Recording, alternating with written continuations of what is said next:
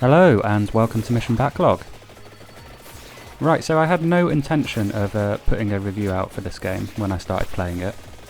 It's a game I heard a few outlets talk about in their Game of the Year lists last year, and I thought I'd just play it for a couple of hours to see what everyone was talking about.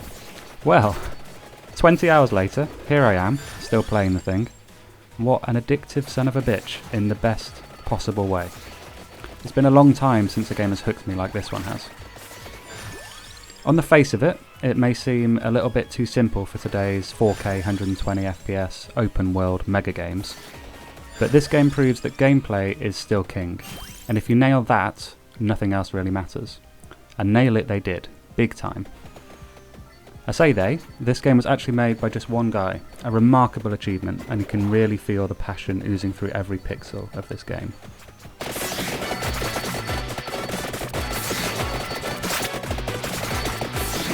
So the gameplay is so simplistic, I truly believe almost anyone could pick this game up and have a great time. Literally, all you do is move your character with the thumbstick. You don't fire, you don't aim, you just move. How much more accessible could you want to be? When I heard this prior to playing the game, I thought that sounded a bit boring, a little bit lame, a bit half-assed, but I have to say, I eat my words. It really, really works. So you'll start with a base weapon, depending on which character you choose, and this weapon will fire automatically at set time intervals. So your job is to simply avoid getting hit by enemies, and ensure that your attacks hit them. As you destroy enemies, they'll drop gems, I think they're gems anyway, that you collect and they level you up. Each time you reach a new level, you'll get to choose a new weapon or passive, or to upgrade an existing one. So upgrading a weapon may increase its firing frequency, its attack range, or number of projectiles.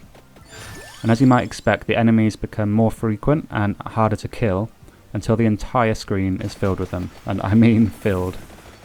Your task is to simply survive as long as possible and find the secrets hidden within the maps, which are usually abilities or new characters to play as. So this game's a roguelike, which means each time you die, you start from the beginning, level 1, and have to do it all over again. Though there are some base stats that you can permanently buff, such as armor, movement speed, and other kind of such improvements, to make it slightly easier each time.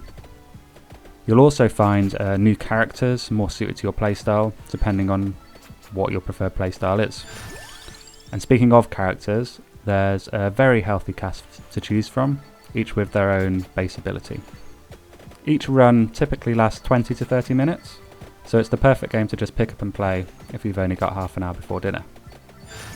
There's a great variety of weapons to choose from, and you'll find combining different ones creates some great synergies. I nearly always use the garlic, as it's great for protection early in the round and made it easier to harvest XP. All of the weapons can be leveled up, and once at their max level they can be evolved, unleashing devastating effects on the enemies around you, along with some truly spectacular visual effects. If you manage to get all of your weapons evolved, you're a literal walking dreadnought. So to evolve a weapon, you have to have the corresponding passive item. So, for example, if you wanted to evolve the whip, you would also need to be holding the hollow heart. So this gives you a bit of a management element to the game, where you're hoping that the items you want come up, and if not, you may need to change your strategy as you go, so you can't always just run the same strategy on every run. So I can tell you that evolving a weapon for the first time is one of the highlights of this game. It's often exhilarating and almost certainly changes the game. I can't tell you the number of times I was clinging to life, running away, dodging between enemies, trying to escape. But then that evolution comes and turns the tables. The enemies now can't get close to you before being obliterated, and suddenly you've become the hunter. The fear has gone, and you're going to get your revenge, at least for the next couple of minutes. Inevitably, there will always come a point where you can't survive anymore. Your abilities can only be leveled up so far, but each level can be completed by surviving a certain amount of time. So I won't spoil what that time is, because part of the fun is finding that out for yourself.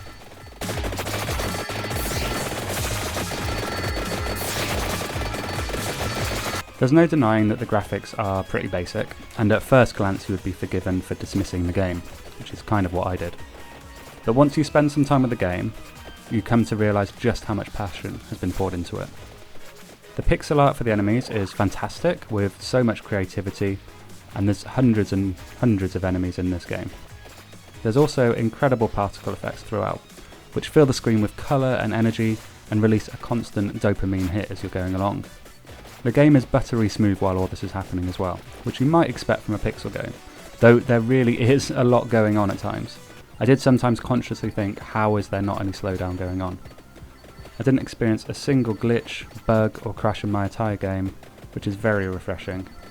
So they've done a great job optimising this game, and it looks pretty good as it's going along as well.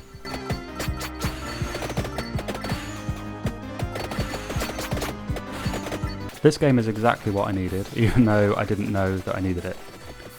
A perfect palate cleanser between the bigger games that actually has enough meat on the bone to fill you up. It's a reminder that gameplay is king, and that there's still some original ideas out there to experience. I've really enjoyed my time with Vampire Survivors, and I'm going to give it a 9 out of 10. I think it's a game that I will constantly return to for several years to come. So don't sleep on this game. You can play it anywhere, and it's only a couple of quid. This is definitely the best bang for your buck you can get in gaming. So thanks for watching, I hope you all have a great day. Now on to the next one.